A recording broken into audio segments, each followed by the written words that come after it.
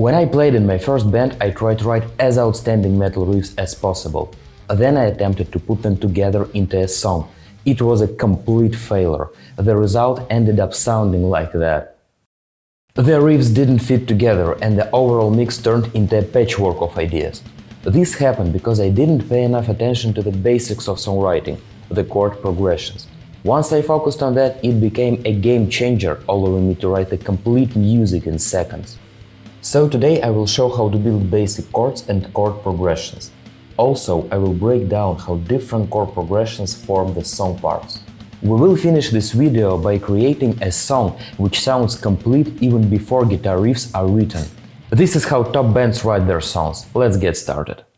I want to give you the best example to show the role of a chord progression in music. I will play just one note on the guitar and it will be backed by multiple different chords. Feel how coherent it sounds.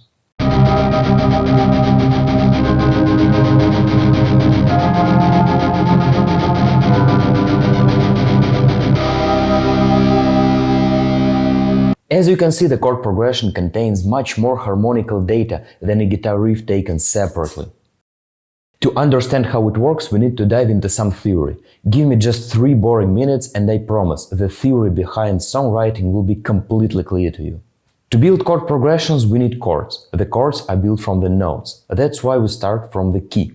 My today's example is written in the key of C minor. The scale consists of 7 notes and we can give them numbers from 1 to 7. These numbers are called scale degrees. I'll write the key both vertically and horizontally. Later you could use out-of-scale notes, but for now let's imagine that we can use only the 7 notes of C minor. We can build a chord starting from each note of the scale. Each of these chords will be made up of notes from the scale. And here they are, the 7 basic chords of a key. The formula is simple. You just take every other note, skipping the next one. So for the first chord, you take notes 1, 3 and 5. For the sixth chord, you take notes 6, 1 and 3. As you can see, the spacing between the scale notes is not the same, which is why you get minor, major and diminished chord inside one scale. That's why these chords are written in Roman numerals. It's very practical because it indicates the type of the chord. Lowercase Roman numerals represent minor chords. Uppercase numerals represent major chords. And the circle indicates a diminished chord. To write music, we need to combine chord progressions from these basic chords. Let's see how that works.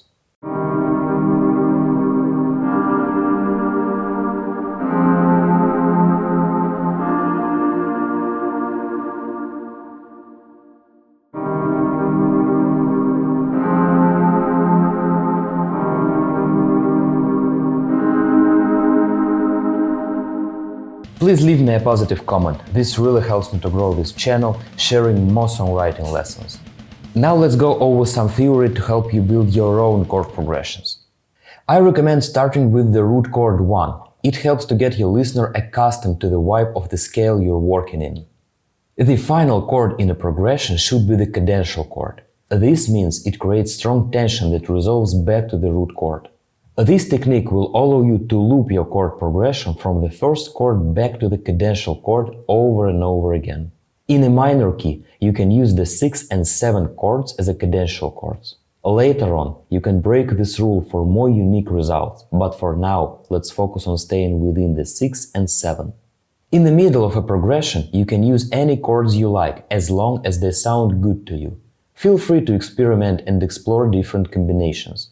Well, it's sweet and amazing, but where's the heavy guitar? Let's incorporate guitar having the C minor as a backing chord. So what we can play is the full chord. Or we can play the chord notes separately.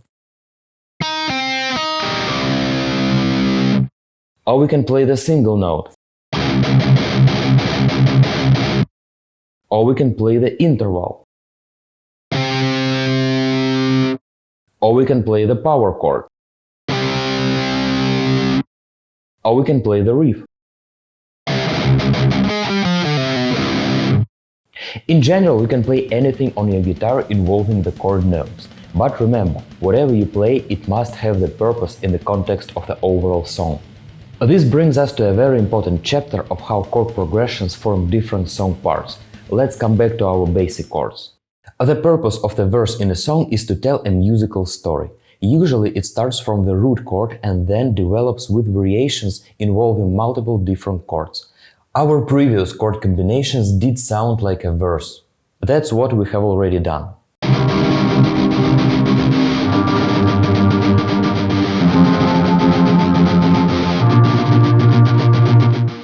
Next comes the pre-chorus. This part should sound unstable and gain tension, building a natural transition into the chorus.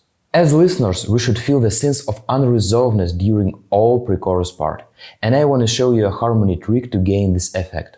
Do you remember the cadence idea? There is a tension that resolves into the root chord. Well, in the pre-chorus, we intentionally avoid this resolution. Instead of resolving to the expected root chord, we shift to another chord, like the 4 chord. This still sounds harmonically correct, but is less stable than expected. This technique is called deception or deceptive cadence. The 4 chord will last for all 4 bars of the pre-chorus, and that's how listeners will feel unresolvedness for this entire part. Also, this part will become boring somewhere here, which will make the transition into the chorus even more anticipated. The chorus should sound big and epic. This is the main theme of the song and it should be instantly recognizable. A powerful technique is to use just 2 chords in the progression, 1 and 6. On one hand, they are quite contrasting, but on the other, they share the same note, which creates a smooth transition between them.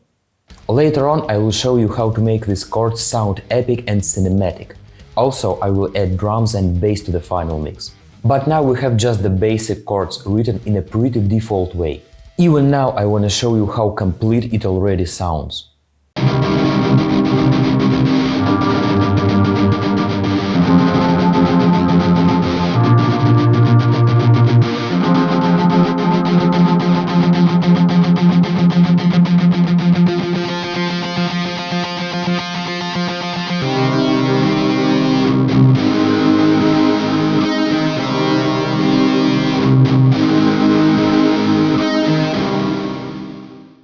Now let's level up the chord sound and add more instruments, so it all sounds more like a real song. The chord notes are now positioned too close to each other. This is called the close voicing. You could rarely hear chords played like this because it sounds too basic. Usually, piano players use 2 hands to play the chords, which is called open voicing, and that sounds much more epic and natural.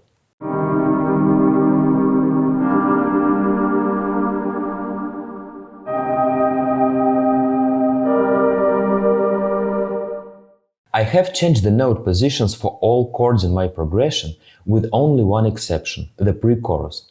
I want to keep this part sounding incomplete to build more anticipation for the resolution into the chord.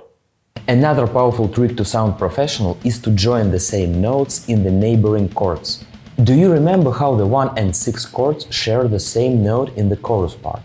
I want to join this note in chord progression. It will give the feeling of smooth but very powerful change. A very cinematic trick. The chord progression by itself sounds very complete. I will upload it to my Patreon page along with the other multi-tracks. Now let's check the final version with bass and drums. Please note, I have used no guitar riffs, just the very basic guitar patterns and the chord progression. Feel how close we are to a complete song.